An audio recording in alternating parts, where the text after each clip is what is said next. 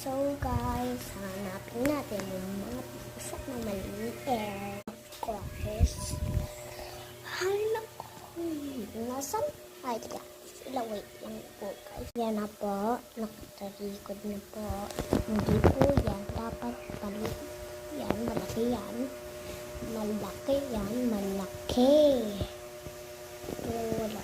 Kasama ko dito. Saglit na po siya. Ay, yung isa naman. Dapat maliit. Nahanap ko talaga yung mga tatlong pusa.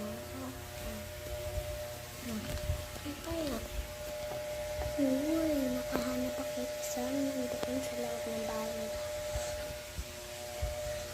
Nasaan pa kaya yung dalawa? Hi po guys.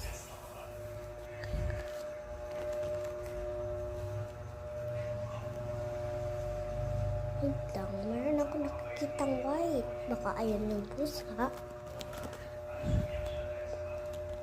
Uy, nandiyan na mga pusa. Nandiyan na mga pusa.